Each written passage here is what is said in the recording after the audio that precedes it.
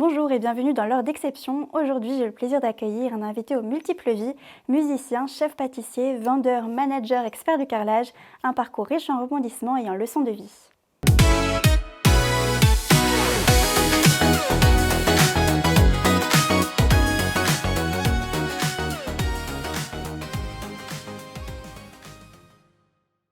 Bonjour Jean-Christophe, Salut Marie. merci d'être avec nous aujourd'hui. Ton parcours est une belle illustration de curiosité et d'évolution constante. Peux-tu te présenter en quelques mots? Alors je m'appelle Jean-Christophe, du coup j'ai 33 ans. Aujourd'hui j'habite sur Annecy. Professionnellement parlant, j'ai un parcours atypique. C'est souvent comme ça m'ont désigné soit les RH, soit les gens que je côtoie au quotidien. Et c'est la vie qui m'a fait que j'ai attaqué un endroit, j'ai bougé, j'ai déménagé. Rien n'était vraiment prévu et puis c'est vraiment des opportunités qui ont fait que. Alors tu as commencé ton parcours dans le domaine de la musique, notamment en tant que Tout à fait. batteur. C'était mon premier métier pour le coup et ma première passion qui est toujours ma passion aujourd'hui. Et donc j'étais musicien professionnel. Mhm. J'ai attaqué à l'âge de 5 ans ou 6 ans. Alors là, je ne saurais pas dire exactement, mais j'ai attaqué tout petit. Ma sœur avait une batterie D'accord. qu'elle n'a jamais utilisée. Et moi, j'ai commencé à taper dessus pour le fun. Et puis, je m'y suis pris. Donc, école municipale, conservatoire, le sup. Enfin, j'ai fait tout le cursus musique, on va dire. Oui. Et j'ai eu mon premier statut d'intermittent donc à 17 ans. Donc, avant Ouais. même le passage de mon bac.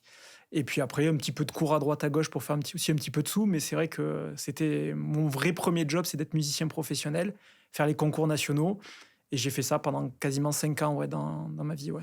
Donc, quelle Super est une souvenir. journée type d'un batteur professionnel comme toi? Alors, elle est pas fun. Ok. On voit souvent la partie concert qui est sympa, mais en Mhm. fait, c'est énormément de travail et de sacrifice parce que déjà, il faut accepter de vivre en décalé. Les concerts, c'est le soir, Oui. c'est le week-end. Ta famille est en week-end, mais toi, tu pars travailler, tu finis un concert à 2-3 heures du matin, tu rentres, il est 10 heures, 11 heures, selon la route que tu fais. Tu es un jour à Marseille, le lendemain, tu es à Lille. Donc, c'est beaucoup de sacrifices et beaucoup d'entraînement technique. On joue pas de l'instrument. Au début, on travaille ça. Ouais, c'est comme des exercices, c'est ces gammes, comme on dit au piano, mais c'est technique pratique, gagner en vitesse, en régularité. Je disais souvent, et c'est un prof qui me disait ça, c'est que si tu as le niveau de jouer ça, à cet endroit-là, tu auras la facilité de faire tout ce qui est en dessous, techniquement parlant. Donc, il fallait être une bonne hygiène de vie, des heures et des heures d'entraînement par jour, 4 heures de technique, c'était ma matinée, 8 heures midi, je faisais ma technique de caisse claire. C'était ma routine, ouais. Est-ce que tu as voulu essayer un autre instrument ou ça a toujours été la batterie Alors, pour toi? dans le cadre de mes diplômes, j'ai été obligé de faire d'autres instruments, donc j'ai fait du D'accord. piano. Ok. Mon prof de piano disait que j'avais une très jolie main. Donc c'est la Ouais. position que l'on a sur le piano. Pour moi, faire du piano, c'était une purge. J'ai jamais aimé jouer du piano, mais il Mhm. fallait le faire. Ça m'a appris énormément de choses. J'aurais voulu faire de la basse, mais Oui. par manque de temps, je m'y suis jamais mis. C'est la complémentarité basse-batterie, comme on dit. Et après, j'ai fait de la percussion classique aussi. Parce que c'était une corde en plus à mon art, donc xylophone, marimba, Ok. timbal classique, tout ce qu'on voit dans le cadre de l'opéra. Ça m'a permis déjà de faire des cachets Mhm. plus tard, mais aussi c'était de voir une autre facette de l'instrument, parce que techniquement on utilise les mêmes méthodes, même s'il y Mhm. en a plus en percussion classique, mais ça m'a permis de voir autre chose, quoi, de ne pas rester focus que sur un instrument. Aussi, tu as eu l'opportunité de partager la scène avec des artistes reconnus, Ouais, tels que M. Pokora, Zaz ou peut-être d'autres encore, tu ouais, vas nous dire. tout à fait. Qu'est-ce que tu retiens de ces années sur scène? Est-ce que tu as un souvenir fort que tu gardes de cette période? Alors, il y a les deux extrêmes. Ok. Il y a le côté génial où il y a des mecs que tu rencontres qui peuvent paraître très hautains à la télé, où on a une Mhm. image très négative de la personne, on les voit en vrai, on se dit, wow, l'image, en fait, elle n'a rien à voir. Elle est faussée, Des ouais. personnes très humaines qui prennent le temps.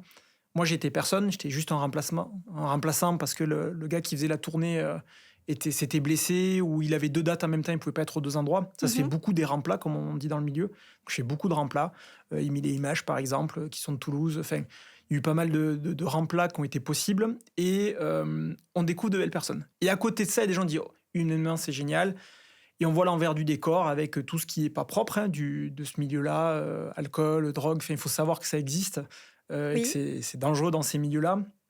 Alors moi, pour le coup, je fume pas et tout ce genre de choses, donc il y a pas de sujet grâce à l'éducation de mes parents, mais ça n'empêche qu'il y a des choses qui sont pas cool à voir. aussi dans ces milieux-là. Mes parents, j'en garde des super souvenirs de faire des scènes où il y a 7000 personnes, 8000 personnes quand tu joues dans ta chambre au début et Oui, tu vois j'imagine, l'évolution de ouais. faire une salle où tu as 50, 100, 200, 300 et après tu parles en milliers de personnes. C'est des sensations qui sont géniales, quoi. Donc, ouais, super souvenir. Et d'ailleurs, est-ce que cette expérience artistique a influencé ta manière de travailler aujourd'hui? Oui, ça c'est sûr. Mon De premier prof qui m'a vraiment marqué, c'est André, qui a aujourd'hui la retraite. Mmh. Haute génération, qui a fait l'école militaire, musique, ça se faisait beaucoup à l'époque, enfin, qui 14 juillet, tout ce genre de choses, Ouais, qui avait une rigueur de monstrueuse, quoi. Enfin, le mot rigueur, je l'ai découvert avec cette personne-là. OK. À un moment donné, on est là pour travailler, on est là pour travailler. La musique, c'est une passion, c'est de l'amusement. Mais pour Oui, pouvoir bien s'amuser, il faut beaucoup travailler et faire des choses qu'on n'apprécie pas. Ouais, ça a été des calvaires ou des mmh, gros moments de doute où tu te dis, je vais jamais y arriver. Et ça se fait dans ta vie de tous les jours, elle te sert de fait d'apprendre, puis aussi le mélange des gens. En musique, tu joues avec des gens qui ont 80 ans, tu joues avec des enfants qui ont 10 ans de moins que toi, qui sont bien meilleurs que toi, dans une période où j'étais vraiment plus dans le travail de la performance que de la musique, où d'accord. vraiment je voulais essayer d'arriver à un certain niveau de performance plus que prendre du plaisir dans l'instrument. Ben, je suis tombé sur un gamin, alors je sais pas comment il s'appelle, mais qui avait 10 ans de moins que moi. Mmh. Je l'ai vu jouer. La seule chose que j'ai voulu faire, c'est ranger mes baguettes et arrêter l'instrument. Il m'a Pourquoi? démoralisé sur le moment parce que techniquement, il était monstrueux, il était doué, mais il Oui. travaillait énormément. Moi, je me considère pas comme quelqu'un de doué en musique. J'ai Mmh. beaucoup travaillé, mais je n'ai pas ce côté-là où je Cette pense que c'est le facilité. talent qui fait que. Mais D'accord. par contre, j'ai beaucoup travaillé pour évoluer en termes de niveau. Oui, Mais ouais, non, c'est hyper intéressant. La musique, je conseille. Il y en a, c'est le foot, taper dans un ballon. oui, On apprend le travail en équipe, etc. C'est vrai que quand t'es batteur, t'es un peu égoïste parce que t'es tout seul derrière ton instrument. Quand tu fais une audition, t'es tout seul, hein. Tu vas pas, il n'y a pas deux batteurs sur scène, à mmh, part quelques cas exceptionnels, mais globalement, t'es tout seul. T'apprends le travail seul, t'apprends la rigueur, l'importance quand t'es le batteur, c'est toi qui tiens la boutique, hein. Globalement, tu drives le tempo pour tout le rythme, pour tous les orchestres. Enfin, tout ça, t'apprends beaucoup, beaucoup de choses et de super valeurs, quoi. Enfin, OK. moi, j'ai rencontré des gens avec des gens complètement différents en termes d'âge, de manière de penser. Je pense que ça, dans le cadre du travail, je l'aurais jamais vu. Si je l'ai vu OK. grâce à la musique, ouais, ça c'est Ça a sûr. beaucoup apporté en tout cas. Ah, complètement. Et si tu devrais tenir une journée parmi toutes celles, où tu as fait de la musique, ce serait laquelle?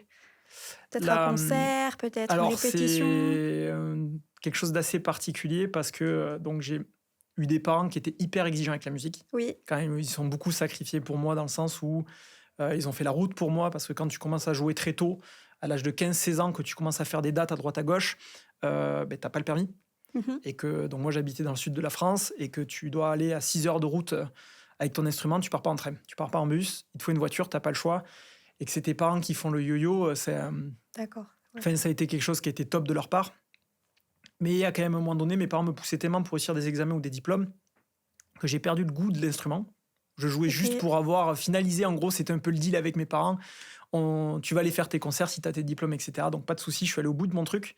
Et un jour, il y avait un concours national que j'ai pris beaucoup plus à la légère que d'habitude, parce que je voulais m'amuser en fait. Et mmh, je me suis plus éclaté. En plus, j'ai fait une super performance ce jour-là, mais ça n'empêche, je me suis éclaté parce que j'ai kiffé, quoi. Je me suis d'accord. juste amusé et je me suis pas pris la tête en disant il faut que je le fasse dans tel but ou dans tel cadre. Et si j'en ai une à se souvenir, c'est celle-là. Et quand je suis parti, d'habitude, mes parents venaient. Oui, Et c'est la première fois où ils n'étaient pas venus avec moi. Et je les ai appelés, je leur ai dit au fait, j'ai fait ça et ça s'est très bien passé. Mes parents étaient fous parce qu'ils n'étaient pas là. Ils m'ont dit comment c'est possible. Et je leur ai dit bah, c'est pas grave. La vidéo, je vous l'envoie. Ça s'est super bien passé, etc. Mais je l'avais fait avec une approche où j'avais envie de m'amuser. d'accord, oui. Et j'avais donné du sens à ce que je faisais et pas uniquement je le fais pour le faire. En parallèle de tes talents de musicien, tu explorais également l'univers de la pâtisserie. Ouais, Donc si je me trompe pas, tu as commencé en tant que plongeur, puis tu oui, es devenu chef pâtissier. oui. Comment s'opère déjà un tel, parcours? Quand on est musicien, on a un statut qui s'appelle l'intermittence. Donc j'étais intermittent du spectacle. Et puis l'intermittence, c'est pas un contrat de travail comme un CDI ou un CDD où tu as une date de début et de fin, ça s'arrête ou ça s'arrête pas, ou un commun accord.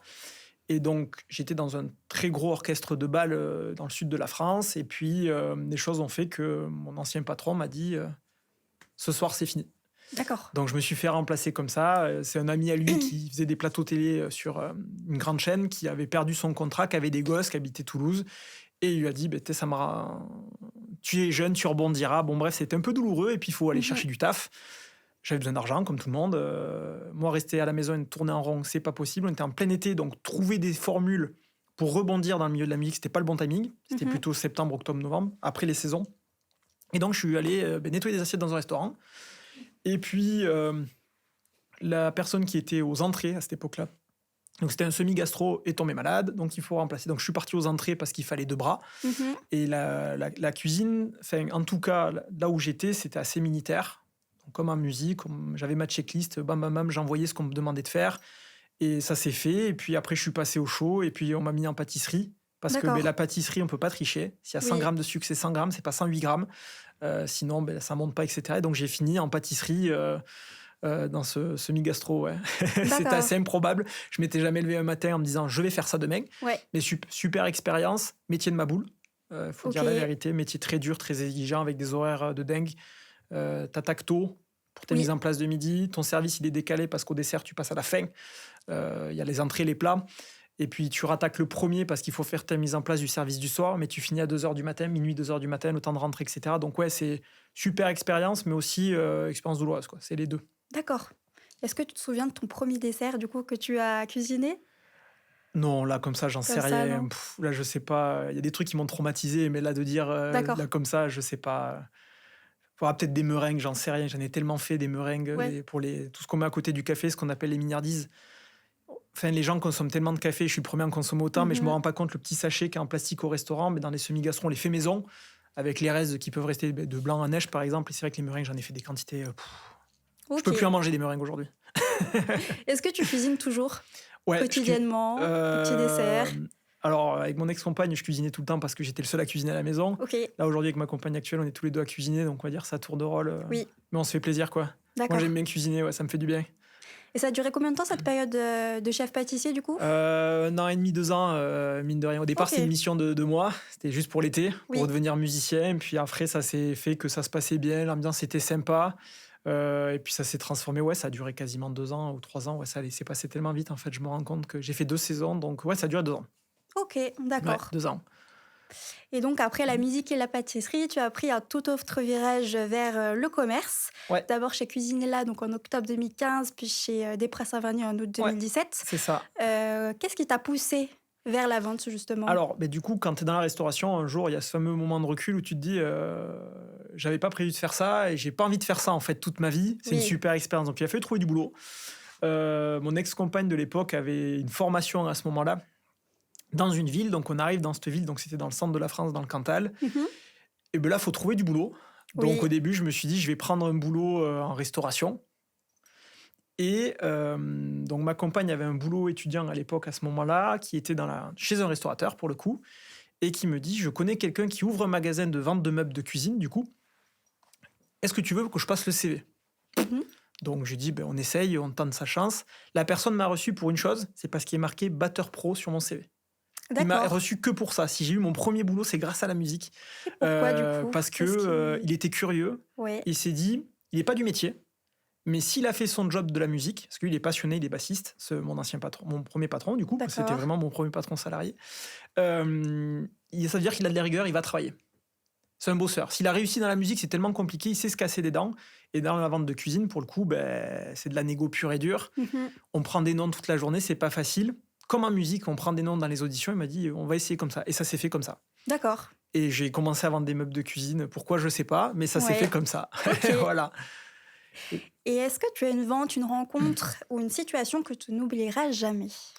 Oui. C'est ma première vente de cuisine. Ouais, qu'est-ce qui s'est passé ? J'ai énormément changé, moi, à titre personnel, mais avant de vendre des cuisines, j'étais quelqu'un d'énormément introverti. Alors, tu me connais dans le cadre du travail, ça peut choquer quand on me connaît aujourd'hui, mais j'étais énormément introverti, c'était très compliqué, et on arrivait même à un stade où j'étais, on peut le dire, en échec total dans la vente de cuisine. Ça faisait 3 mois que je n'avais pas réussi à vendre une cuisine. Tous mes collègues avaient embrayé, donc c'était une ouverture de magasin, donc ouverture de magasin promo spécial. Il y avait tout pour que ça marche. J'y arrivais pas. Vraiment, j'y arrivais pas. Et donc, j'avais 2 patrons, ils étaient 2 associés. Et ma patronne, un jour, m'a fait la plus belle passe décisive qu'elle pouvait faire. Elle avait fait un projet pour des amis à eux qui voulaient faire de l'investissement. Oui. Ils savaient qu'ils allaient acheter. Mais ils ont dit, va voir JC, fais la découverte avec lui, fais le projet. S'il faut, on réajustera, mais il faut qu'il comprenne qu'il va s'amuser et que ça va le faire. Donc j'ai vendu, j'étais trop fier de moi. J'ai dit putain, ça y est, j'ai vendu ma première cuisine. Bon, ben, manque de peau, je ne l'ai pas vendu, c'est plutôt ma patronne qui l'avait vendu. Mais c'est là où je me suis dit, je peux le faire. Oui. Et à partir de ce jour-là, alors là, j'ai embrayé, c'est parti, mais en fait, j'ai accepté que je pouvais y arriver. Il m'a fallu mais très très longtemps pour y arriver. 3 mois, c'est énorme. Dans ces milieux, au bout de 3 mois, on te dit, bon, si tu n'es pas capable de vendre, merci, au revoir. Oui. C'est des milieux assez dans la performance. Et donc, ça s'est fait comme ça. Mais ouais, cette première cuisine, je m'en souviens comme si c'était hier. Ouais. Je pourrais même la redessiner aujourd'hui, je crois. D'accord. Oui, donc c'est grâce à ton manager, en fait, que Ouais, tu as c'est fait carrément, cette ouais. vente. Super Ok. passe décisive, ouais. Alors, c'est vrai que les métiers de la vente et du commerce forgent beaucoup le caractère. Ouais. Donc, toi, quelle qualité as-tu développé grâce à tous ces métiers de la vente? Donc, tu nous as dit que tu étais introverti avant Ouais. et maintenant tu es beaucoup plus à l'aise. Est-ce qu'il y a d'autres qualités que tu as développées? Ben, j'ai appris à dire non. Ok. Et je pense, bon, tu le sais, hein, mais Oui. au travail, je le dis tout le temps, mais c'est hyper important de savoir dire non. Ouais. On pense tout le temps que quand on fait du commerce, quel que soit le business, c'est oui, le client, il a toujours raison. Mhm. Oui, mais c'est pas toujours vrai. Si Oui. le client il demande à faire n'importe quoi ou mettre en péril la sécurité d'un collaborateur, du chiffre d'affaires à marge nec, à un moment donné, il ne faut pas faire n'importe quoi. Il y a un cadre, il faut savoir le dire non, mais non ne veut pas dire, c'est pas un non ferme, c'est pas un non point. C'est un Mhm. non, mais on peut ouvrir la discussion. Si j'ai vraiment appris une chose et le commerce m'a fait énormément évoluer sur cet aspect-là. Parce qu'après, D'accord. le management, il y a une certaine partie de commerce, c'est du deal entre un collaborateur et moi en tant que manager aujourd'hui. Mais c'est vrai que toutes ces choses-là, ça vient du commerce, ouais, ça c'est sûr. D'accord. Ok. Ouais. En tout cas, depuis février 2022, tu mets toutes ces qualités au service d'une grande maison, donc Point P. Ouais, Et tu es actuellement chef de 2 agences Point P revêtement sur le bassin annécien. ouais, tout à fait. Quel est ton rôle au quotidien et comment arrives-tu à gérer 2 agences tout en maintenant performance, cohésion et qualité? Alors, mon travail, j'ai 2 mots. C'est soit je suis papa, Ouais. soit je suis pompier. Ok. Souvent, je mets ces 2 images-là. Donc, j'ai pas d'enfants, mais j'ai 11-12 collaborateurs. Je suis papa de 12 personnes. Mhm. Ils sont quasiment tous plus âgés que moi aujourd'hui. Mais ça n'empêche que, quelque part, je me dois de faire en sorte qu'ils soient contents, Oui. d'être un bon père de famille, de comprendre leurs attentes, mais aussi qu'ils soient là en sécurité. J'ai pas envie d'appeler. Donc, si j'ai le rôle du papa, ma belle-fille ou quelqu'un pour lui dire il va pas rentrer à la maison. Mhm. Premier facteur, c'est la sécurité. Ça, c'est le nerf de la guerre. Je veux que tout se passe bien, quoi. Après, si un collaborateur il est en bonne forme, en bonne santé et qu'il est content de venir travailler, la performance, elle va venir d'elle-même. Oui. Parce que si on se sent bien au travail, on est épanoui. Et la performance est là. Pourquoi pompier? C'est parce qu'après, je suis là pour gérer les problèmes. Dire que tout se passe toujours très bien, c'est pas vrai. Globalement, moi, dans le cadre de la situation où je suis aujourd'hui, tout se passe très bien, hein, Mhm. mais ça n'empêche qu'il y a des fois des urgences, il faut savoir les prioriser, ou c'est à moi de prendre la décision qui est un peu désagréable. Oui. Le fameux non, comme je disais tout à l'heure, ça me dérange pas, je suis dans mon cadre, et puis je suis assez à l'aise avec ça aujourd'hui, mais ça fait aussi partie de mon travail. Le fait d'avoir 2 agences, c'est faire confiance à ses équipes. Oui. Donc c'est le côté papa nouveau qui ressort, parce que je peux pas être à 2 endroits au même moment. J'ai essayé, je me suis flingué la santé, Mhm. et en plus ça a impacté ma vie perso, mais la performance n'était pas là. De faire progresser les gens, donc c'est le côté papa, fait qu'il y a moins de côté pompier qui ressort à la fin, et les équipes sont beaucoup plus autonomes, et moi je peux plus facilement piloter ou être au bon endroit au bon moment. Et d'ailleurs, donc chaque manager a un style de management différent. Toi, Oui. comment décrirais-tu le tien? Est-ce que tu as dû aussi l'adapter en fonction des équipes? Alors, je vais faire donc, dans le cadre de mon travail aujourd'hui, j'ai été formé, j'ai eu un tuteur Oui. que j'appelle papa, pour l'anecdote. Ok. Et lui, il m'a toujours donné cette image, il m'appelle la tour de contrôle. Oui. Il me dit, tu es dans tes tableaux Excel et tu contrôles tout, tu vérifies tout. Mhm. Comme je dis souvent, la confiance n'exclut pas le contrôle. Ça, on va dire, c'est un gros aspect de mon travail aujourd'hui, dans la manière dont je manage. Après, je fais beaucoup confiance aux gens. S'ils m'ont montré que je pouvais leur accorder ma confiance. Oui. Il y a 3 gros premiers mois, l'intégration d'un collaborateur très test. Je dis souvent que je tiens chaud aux gens parce que j'aime bien savoir ce qu'ils font, comment ça se passe. Pour ça me permet de savoir s'ils ont des besoins de formation, des besoins d'évolution, Mhm. comprendre les freins qu'ils peuvent avoir. Et si je vois que ça joue, j'ai aucun problème à leur donner très vite les clés du camion. Moi, en famille, c'est côté papa, on fait confiance à sa famille. Oui. On va pas les tout vérifier, mais pour moi, c'est pareil. J'ai besoin de leur faire confiance, mais si j'ai confiance en mes gars, après, Enfin, ça joue et il n'y a pas de souci, quoi. Par contre, je reste très disponible en termes d'échange. S'il y a D'accord. besoin, je suis joignable. Ok. Ouais. Quelle est ta plus belle réussite chez Point P? Quand je suis arrivé, donc j'étais dans un premier site qui était malade, on va dire Mhm. la vérité. Le fait de redresser la barre avec des équipes qui ont eu envie de redresser la barre, Oui, ça c'est génial. Et la deuxième chose, c'est qu'on a rapproché les deux agences, donc c'est pour ça que je gère deux agences. oui. C'était une acceptation que tout le monde allait travailler ensemble, pourtant on ne travaille pas ensemble. C'est assez paradoxal parce qu'on est un site un peu spécial avec deux sites A et B. Mhm. Mais aujourd'hui, on parle toujours de la performance de C, qui est l'accumulation de l'agence A et de l'agence B. Oui. Et ça, le fait que ça soit homogène et que tout le monde fonctionne là-dedans, pour moi, ouais, c'est ma plus belle fierté. Ta Ouais. plus belle réussite. Ouais. Ok. Et est-ce qu'il y a une citation, une personne ou une valeur qui influence tes choix et décisions? Ou peut-être une devise que tu gardes en tête lors des moments de doute? Euh, je dirais, je sais pas si c'est une devise ou une expression, mais quand je perds un peu le contrôle, je reviens au basique. Ok, Quand c'est-à-dire? tu gères une entreprise ou que tu manages des gens à un moment donné, euh, on a tendance à vouloir trop en faire tout le temps en permanence. Moi, j'ai un Mhm. défaut que je pense que tu connais, mais que tous les collaborateurs m'ont dit. Je pars dans tous les sens. J'ai la chance de pouvoir absorber beaucoup de choses en permanence, beaucoup de projets en même permanence, à tel point que je noie les gens. Les gens, je les perds en cours de route parce que j'ai le projet A, B, C, D, E, F, G, H. Génial, mais si je suis seul à porter les 18 projets que j'ai envie de porter et Mm. que la capacité d'absorption est de 2 projets de mes équipes, il en faut que 2. Depuis que j'ai plutôt recentré au nombre de projets que les gens sont capables de gérer, on va 7 fois plus vite. Mhm. Parce qu'on est tous dans le même wagon. Donc ouais, si je dois faire une image, il ne faut pas perdre un wagon en route, quoi. Moi, je suis la D'accord. locomotive, j'accroche des wagons, mais si je perds un wagon, il faut que je le rattrape, quoi. Et est-ce qu'il y a une erreur importante que tu considères aujourd'hui, donc dans ton parcours professionnel, que tu considères aujourd'hui comme un tournant dans ta carrière? Une erreur, tu me Oui, dis. ou une Euh, difficulté peut-être? Oh, des erreurs, on en fait tous, hein. Il y a une fois, j'étais trop gourmand. Oui. Donc, tout se passe bien, Mhm. le business va bien. C'est le moment où j'appelle ça, je marche sur l'eau.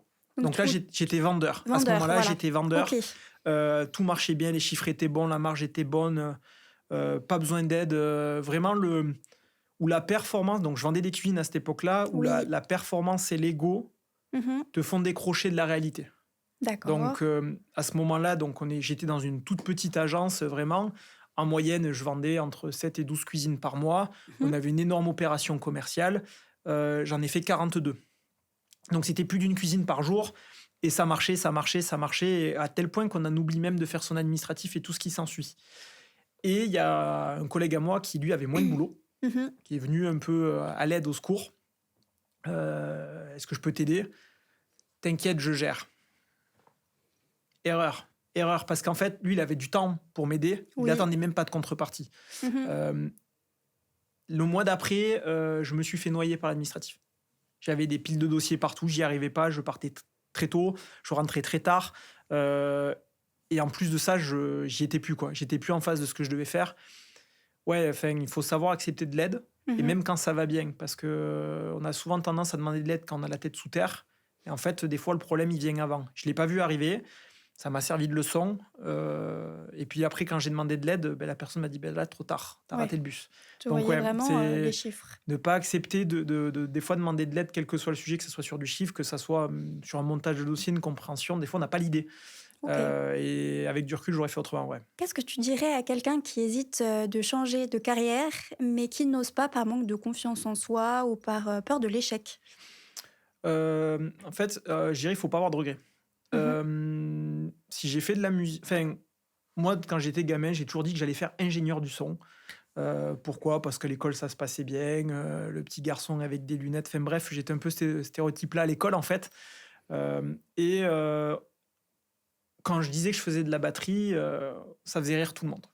Voilà. Pourquoi? Pourquoi? Parce que le batteur, on voit le gros bonhomme un peu carré d'épaule, des tatouages, les cheveux jusque-là. Enfin bref, Les j'étais pas clichés. le physique, l'image produit, comme on va dire, Ok. typiquement. Et ma première audition que j'ai fait, que je n'ai pas eue pour le coup, mais qui m'a quand même marqué, c'est que le jour où je suis arrivé à l'audition, donc j'arrivais avec mon petit sac sur l'épaule, Mhm. et automatiquement, on ne savait pas pourquoi je venais, on m'a dit les ingénieurs et les techniciens, c'est là-bas. Et là, je me suis dit: «Putain, c'est pas possible, même encore à cet âge-là, ça me suit» et vraiment, je me suis dit: «Je vais le faire». Donc tu t'es remonté à bloc. Si tu as envie, il faut y aller, il faut tenter sa chance, faut pas, avoir le regret de dire: «Je l'ai pas fait».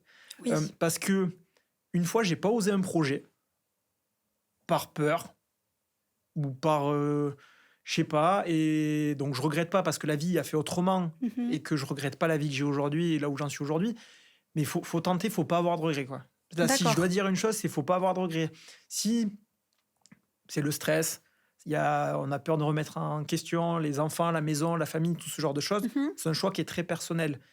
Mais ça, à la limite, si on me dit: «J'ai pas osé faire la chose», c'est ton problème. Là, pour le coup, je dis souvent: «Viens pas te plaindre auprès de moi», parce que ça il y a que toi qui peux prendre la décision. Oui. Mais par contre, faut pas avoir de regrets. Si on a un regret, il fallait peut-être le faire. Après, on tente, on a le poste, on l'a pas si on parle de travail. Oui. Bon, ben top, on a le poste, on l'a pas, faut savoir pourquoi, il faut des fois accepter, moi j'ai déjà mis des refus à des gens qui avaient postulé sur des postes que j'embauchais. Je peux l'expliquer, la personne l'entend pas, voilà. Mais par contre, elle a osé. Ça, je peux pas lui reprocher, quoi. Non, il faut tenter, il faut pas avoir de regrets, quoi. Donc pas de regret pour toi. Non. Et justement, une nouvelle aventure, t'attend l'année prochaine. Mmh. Donc tu vas quitter Annecy pour Ouais, devenir chef de marché, à à Nantes, Nantes. donc Ouais, tout à félicitations. fait, merci. Ressens-tu davantage d'excitation ou d'appréhension à l'idée de ce changement? Alors là, c'est du changement tout au tout, hein, pour le coup, parce que là, aujourd'hui, je suis très terrain. Mmh. Comme je dis, je suis pompier. Demain, je ne serai pas pompier. La vraie différence, elle va être là. Je vais être beaucoup plus en amont au démarrage de l'offre, au déploiement des actions. Donc, je vais être sur plusieurs départements au lieu d'être dans des Oui. agences. Le vrai changement, il est là. Je n'ai pas de management direct à donner parce que je vais transmettre de l'information. Donc, il va falloir que j'améliore énormément ma communication. Mais en dehors de ça, j'ai pas de. Pour moi, c'est un nouveau challenge, quoi. Je suis arrivé dans un secteur qui allait bien dans une agence, l'autre qui allait pas bien. Mmh. Aujourd'hui, je peux partir en disant j'ai rendu une copie propre. C'est Oui. pour ça que j'évolue au sein du groupe. Hein. C'est pas, je change pas d'entreprise et ça suit son cours et je suis pas inquiet pour demain, quoi. Je sais que ce que je laisse, c'est en bon état. Si rien ne change entre guillemets, ça va tourner. Et si quelqu'un arrive et au contraire tire vers le haut, ça ne peut que continuer à monter. Donc Mmh. sur cet aspect-là, je suis pas inquiet par le passé. Et pour de même, j'ai la chance d'avoir. Donc, j'ai un nouveau manager, du coup, Oui. que j'ai rencontré. Dans les échanges que j'ai eus, ils ont été top. Mmh. Ils sont lucides, ils sont cohérents. Donc, j'ai pas plus de stress que ça. Après, moi, j'ai hâte parce que qui dit nouveau challenge, nouvelle émission, Mmh. il y a plein de trucs à faire. Donc, moi, je suis comme un gosse. Hein. Moi, tu me donnes un truc à gratter, je vais aller gratter. C'est génial. En plus, sur un secteur d'activité où, a priori, je suis plutôt épanoui et plutôt à l'aise. Mmh. Donc, non, enfin, pour le coup, j'ai vraiment hâte, quoi. Donc, ça sera pour la rentrée. Et puis voilà. Et qu'est-ce que tu as envie d'apporter dans cette nouvelle mission avec toutes tes expériences, terrain justement? Souvent, sur des postes comme ça, on a souvent tendance d'oublier le terrain. Mmh. Et moi, ce que j'espère, c'est réussir à ne pas l'oublier. Mmh. Donc à court terme, non, parce que je viens de là, donc le parallèle, il va se faire facilement. Mais c'est dans 1 an, 2 ans, 3 ans, de se dire, toi, j'y sais à l'époque où tu étais chef d'agence, garder ce petit leitmotiv, comment tu verrais la chose, est-ce que ça t'apporte, c'est une solution, ça va te faciliter la vie. Le but est vraiment de trouver le plus de liens en Mmh. amont pour que quand ça arrive sur le terrain, il n'y ait pas de cailloux dans la chaussure, quoi. Il n'y a rien de pire qu'un projet beau sur le papier, mais qui n'est pas viable dans la vraie vie, quoi. Enfin, dans la vraie vie, sur le Oui. terrain.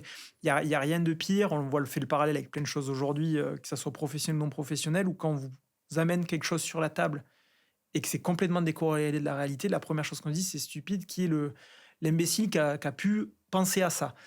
Voilà, si j'en arrive là un jour, pour moi, ça sera un échec, à Mmh. titre perso. Mais non, non, au contraire, enfin, moi, je sais que la première chose que je veux, c'est découvrir ma nouvelle région. Je change de région, Oui, découvrir le nouveau un secteur, grand la nouvelle changement. activité, le nouveau marché. Parce que le marché de la Haute-Savoie, c'est pas le marché, donc je pars dans les Pays de Loire, n'est pas le même. Donc il faut vite, au contraire, que je me nourrisse du terrain pour après mettre des choses en place pour faire évoluer tout ça, quoi. Ouais, OK. Bah, écoute, merci beaucoup Jean-Christophe bah pour de ce rien. parcours inspirant. Tu montres, qu'il suffit d'oser pour ouvrir de nouvelles portes, Mm. donc merci beaucoup. Bah, avec de rien.